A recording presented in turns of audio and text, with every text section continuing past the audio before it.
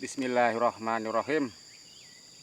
Assalamualaikum warahmatullahi wabarakatuh. Temanku, kawanku, sahabatku, sahabat porang, khususnya untuk para petani porang di seluruh tanah air Indonesia. Temanku, kawanku, sahabatku,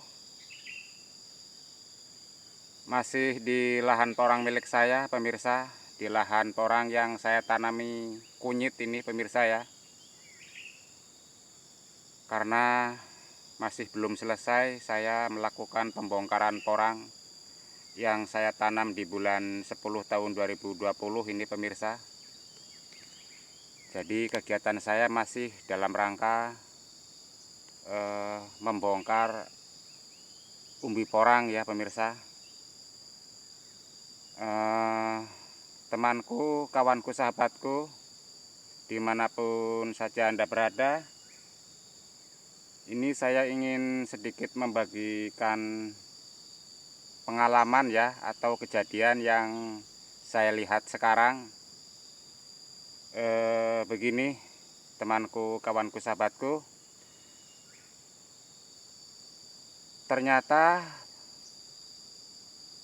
apabila kita menanam umbi porang terlalu dalam ini ada efek sampingnya juga, pemirsa. Dimana efek samping tersebut adalah umbi porangnya apabila kita tanam terlalu dalam, pemirsa, bisa berbentuk kerucut atau berbentuk yang tidak normal, pemirsa ya. Seperti yang akan saya perlihatkan sekarang ini, temanku, kawanku, sahabatku, seperti ini ya. Ini temanku ya. Ini adalah umbi porang yang baru saja saya gali ya, atau saya bongkar ya, pemirsa. Seperti ini ya, bentuk-bentuknya.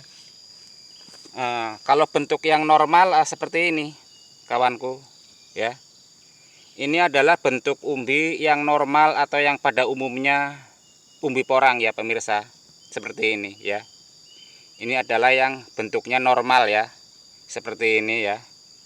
Ini kalau dilihat dari samping seperti ini ya. Nah, kalau dilihat dari bagian bawahnya seperti ini ya, temanku, seperti ini ya. Ini adalah bentuk umbi porang yang normal ini. Yang normal yang pada umumnya umbi porang ya seperti ini ya. Ini bagian atasnya ya, atau bagian pangkalnya ya, bagian pohonnya ini. Ini seperti ini, seperti sarang burung ya. Ini adalah bentuk umbi porang yang normal ini, seperti ini. Perhatikan baik-baik, khususnya untuk para petani porang pemula atau untuk calon para petani porang ya. Seperti ini. Ini adalah umbi porang yang normal ya. Yang normal seperti ini ya, seperti sarang burung lah ya. Seperti ini kira-kira. Ini adalah yang normal. Bila ingin tahu ini umur berapa, ini saya tanam temanku di bulan 10 ya, tahun 2020 ini. Sekarang bulan 5 tahun 2021 ya. Jadi kira-kira umurnya kira-kira 8 bulan lah ya. Ini di lahan porang saya ini saya tanam dari bentuk umbi ya. Ukuran umbinya beragam ya. Ada yang sekilo ukuran 10 ya, 10 biji, ada yang ukuran 20, ada yang ukuran 3 atau 4 ya sekilonya. Seperti itu, beragam. Di sini saya sengaja menanamnya seperti itu ya, agar saya tahu perkembangan umbi porangnya ya. Ternyata bentuk umbi porangnya pun juga beragam ya. Ada yang kecil, ada yang besar. Mungkin sesuai dengan ukuran umbi porang yang saya tanam dulu. Seperti itu kira-kira, pemirsa ya. Sekali lagi, ini adalah bentuk umbi yang normal ini ya. Ini adalah bentuk umbi porang yang normal seperti ini ya. Seperti ini ya. Ini adalah yang normal, yang ditanam tidak terlalu dalam, bentuknya seperti ini. Jadi ia akan berkembang atau merekah seperti biasa, ke kanan, ke kiri, ke atas dan ke bawah, merekah ya, normal seperti ini. Nah, sekarang akan saya tunjukkan umbi porang yang tumbuhnya secara tidak normal ya. Umbi porang yang tumbuh dengan tidak normal ya, karena ditanam terlalu dalam ya pemirsa. Nah, akan saya perlihatkan ya. Nah, ini yang masih normal saja ini ya, masih normal juga ini ya. Ini yang masih normal juga ini ya, seperti ini. Ini berat sekali ini ya. Nah, ini akan saya perlihatkan yang tidak normal. Nah, seperti ini ya. Seperti ini ya. Nah, ini kawanku ya. Ini adalah umbi porang yang ditanam terlalu dalam ya, sehingga bentuknya seperti ini ya. Ia tidak bisa merekah ke kanan, ke kiri, ke atas, ke bawah. Ia terjepit oleh kerasnya tanah ya. Sebenarnya agak sedikit dalam juga tidak apa-apa ini tanam umbi porang pemirsa. Yang penting adalah satu ya, cara mencangkulnya agak dalam ya, yang dalam ya, atau digunakanlah garpu ya, yang dalam, atau di lahan porang yang kira-kira tanahnya tidak mudah keras. Sebenarnya agak sedikit dalam tidak masalah ya, yang penting satu, lahan porangnya tanahnya tidak mudah keras ya. Tapi kalau lahan atau tanahnya mudah keras, sebaiknya jangan terlalu dalam. Sebab kalau terlalu dalam, si umbi porang ini ia akan kesulitan ya untuk merekah ya. Sulit untuk besar. Dia akan keriput atau kerucut seperti ini. Jadi si umbi porang ini mencari tanah yang gembur ya. Di mana tanahnya gembur, ia akan merekah ke sana ya. Seperti itu kira-kira penjelasannya kawanku ya. Nah, jadi sekali lagi sebenarnya agak dalam sedikit tidak masalah. Yang penting satu, tanahnya tidak mudah keras ya, dan cara mencangkulnya harus agak dalam ya, atau gunakanlah garpu ya yang dalam, dan bentuklah atau buatlah bedengan yang agak tinggi ya. Bedengan yang agak tinggi ya, hasil dari mencangkul ya. Sebab kalau tanahnya mudah keras ya, bentuknya akan seperti ini, tidak normal ya. Atau seperti ini. Atau seperti ini juga ini ya. Ini juga akibat daripada tanahnya terlalu keras ya. Tanahnya terlalu keras atau mudah keras. Walaupun hasil mencangkul ataupun menggunakan garpu ya, kawanku. Tapi kalau tanahnya ini mudah keras ya, tanahnya mudah keras, ia akan berbentuk seperti ini juga ya. Jadi kita harus bisa melihat situasi dan kondisi tanah ya, dimana kita akan menanam porang atau umbi porang. Kita harus hafal betul ya kondisi lahannya, kondisi tanahnya. Apabila tanahnya mudah keras, ya jangan terlalu dalam ya. Namun apabila kondisi tanahnya tidak mudah keras, ya boleh agak sedikit dalam ya. Karena biasanya di musim hujan ya, bedengan itu juga akan tergerus oleh air hujan ya, sehingga umbi porang yang ditanam terlalu tidak dalam ya, kurang kedalamannya kurang, ya akan mudah terlihat umbi porangnya juga kan. Nah, seperti itu kira-kira penjelasannya ya pemirsa ya. Nah, ini sahabatku ya, rata-rata ini umbi porang saya ini berumur 8 bulan ya, karena ditanam di tahun 2020 ya, bulan 10 kemarin ya, tahun kemarin ya. Bentuknya seperti ini kalau normal ini ya. Ini adalah bentuk umbi yang normal ya. Maaf di sini saya ulang-ulang biar istilahnya tidak apa ya, tidak gagal paham lah ya. Di sini ya. Seperti ini yang normal ini ya. Nah, seperti ini kawanku, sahabatku ya.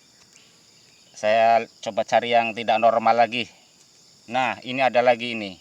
Nah, ini juga yang tidak normal seperti ini. Bentukannya seperti ini ya. Bentuknya. Jadi si umbi porang ini mencari tanah yang gembur untuk merekah ya. Mencari tanah yang gembur untuk merekah seperti itu. Ya, sekali lagi saya katakan di sini ya. Sebenarnya terlalu dalam atau agak dalaman sedikit dalam menanam umbi porang tidak masalah. Yang penting satu, kita harus hafal betul kondisi tanah yang akan kita tanami umbi porang ya. Apabila tanahnya itu mudah sekali padat, ya jangan terlalu dalam ya. Tapi apabila tanahnya ini tidak mudah padat, boleh agak dalaman sedikit ya. Yang penting tanahnya satu, jangan mudah padat. Karena ya menurut pengalaman saya, menanam umbi porang di atas guludan ya, di atas guludan atau di atas bedengan atau di atas garitan ya, biasanya kalau kedalamannya kurang, biasanya bedengan tersebut juga akan tergerus oleh air hujan ya, sehingga umbi porang tersebut pun akan mudah terlihat kembali ya.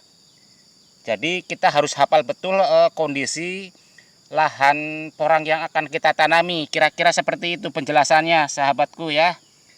Jadi seperti itulah ya.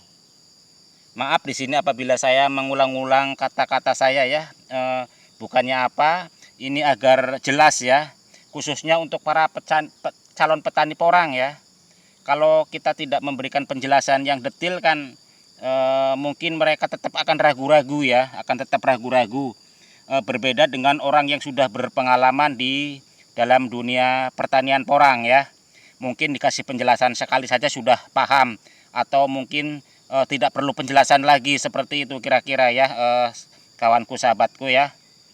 Nah inilah ya bentuk-bentuknya seperti ini, bentuk-bentuk umbi yang ditanam terlalu dalam atau ditanam di tanah yang mudah padat, seperti ini bentuknya, tidak normal, tidak normal bentuknya ya. Jadi si umbi porang ini mencari tanah yang gembur, dia akan merekah ke sana. Dia akan merekah ke tanah yang gembur, sehingga ia akan besarnya seperti ini. Di tanah yang padat seperti ini dia kecil ya, sedangkan di tanah yang gembur ia akan merekah seperti ini, besar. Jadi bentuknya nggak karu-karuan seperti ini.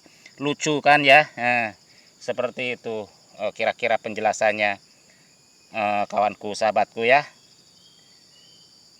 Sekali lagi ini ditanam di bulan 10 ya, tahun 2020 kawanku sahabatku ya. Dan ini terus terang saya informasikan, ini saya tanam tidak menggunakan pupuk ini ya, tidak menggunakan pupuk. Mungkin karena pengaruh tanah juga ya, yang banyak pupuk secara alami ya. Karena kebetulan lahan porang milik saya ini kanan kirinya ini terdapat pohon karet ya, kanan kirinya terdapat pohon karet, dan kanan kirinya juga banyak hutan. Mungkin dari hutan-hutan tersebutlah pupuk atau humusnya ini terbawa air ya ke lahan porang saya ini, sehingga mengendap ya di sini, sehingga tanahnya ini menjadi banyak pupuk alamnya, seperti itu mungkin kira-kira. Ini hanya pendapat saya ya, temanku ya. Seperti itu kira-kira. Nah ini lucu sekali ini ya, lucu sekali ini ya, bentukan daripada umbi porang apabila tanahnya mudah padat ini ya. Tanahnya mudah padat seperti ini ya kira-kira ya pemirsa ya. Nah baiklah temanku, kawanku, sahabatku ya, cukup sekian dulu informasi dari saya ini. Semoga ini semua bermanfaat dan bisa menjadi satu pengalaman kita bersama. Dan marilah kita tetap belajar bersama tentang dunia tani porang. Selebihnya saya mohon maaf apabila ada kekurangan, terutama dalam tutur bahasanya. Assalamualaikum warahmatullahi wabarakatuh.